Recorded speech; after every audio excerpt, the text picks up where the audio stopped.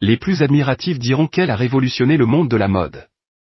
Nathalie Massenet, fondatrice de Net-à-Porter, a longtemps été l'une des femmes les plus influentes de ce milieu très fermé. Visionnaire, elle a créé dès 2000 un site de e-commerce haut de gamme alors que les grandes maisons juraient qu'on n'achèterait jamais du Prada en ligne. Résultat, un empire mondial et une fortune personnelle estimée à plus de 150 millions de dollars après la revente de ses parts en 2011 et 2015. Mais derrière cette success story à l'américaine, celle que l'on surnomme la Jeff Bezos de la mode traverse aujourd'hui la période la plus sombre de sa vie. Comme le raconte le magazine Elle, la businesswoman accuse son ancien compagnon, Erik Torstensson, de lui avoir soutiré pas moins de 95 millions de dollars avant de la quitter. Un rêve qui aurait vraisemblablement tourné au cauchemar. Nathalie Massenet est une véritable icône de l'entrepreneuriat féminin. Ancienne journaliste de mode et mannequin, elle a aussi lancé The Outnet et le site Monsieur Porter, version masculine de Net-à-Porter.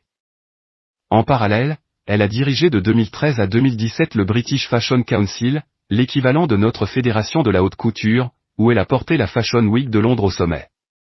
Selon Fashion Network, elle aurait même convaincu des maisons comme Armani et Tommy Hilfiger de venir défiler dans la capitale anglaise.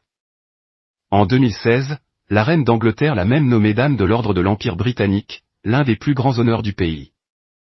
Bref, tout semblait parfaitement maîtrisé.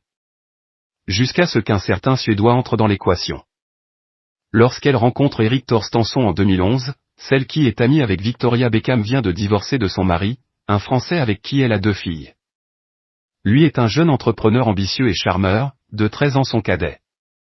En 2012, il lance Fram, une marque de jeans basée à Los Angeles devenue incontournable.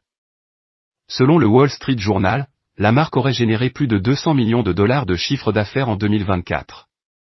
Le bellâtre serait donc loin d'être dans le besoin. Et pourtant. Très vite, le couple devient la coqueluche du monde de la mode, soirées mondaines, villas somptueuses, jet privé, et un petit garçon né par mère porteuse en 2017. Un rêve glamour.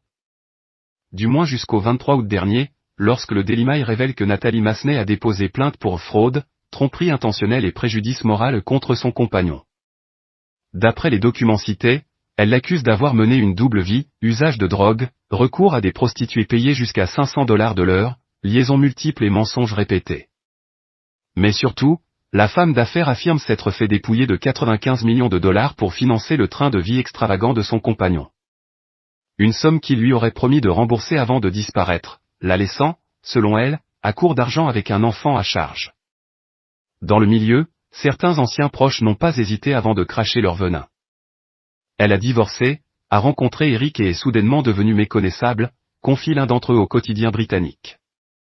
Elle a toujours aimé être au cœur de la tempête et, ensemble, ils étaient plus jeunes, beaux, tout le monde leur léchait les bottes et ils adoraient ça, ajoute un autre. Que de bienveillance autour du couple. Aujourd'hui, Nathalie Massenet tente de récupérer la fortune soi-disant envolée. Erik Torstensson, lui, continue de diriger Fram depuis Los Angeles. Au moment de la publication de cet article, il n'a pas encore répondu aux accusations de son ex. Il reste présumé innocent des faits qui lui sont reprochés jusqu'à clôture définitive du dossier.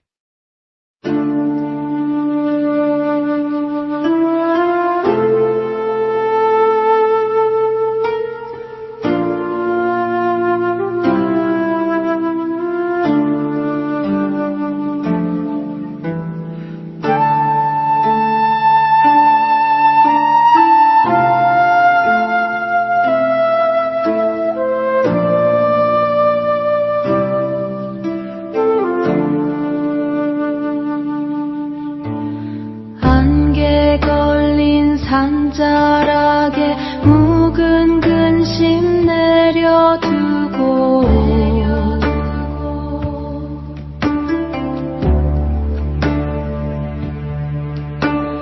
토끼의 묵은 때를 맑은 물에 씻어내니 고요한 마음자리엔 푸른 연꽃 피어나네.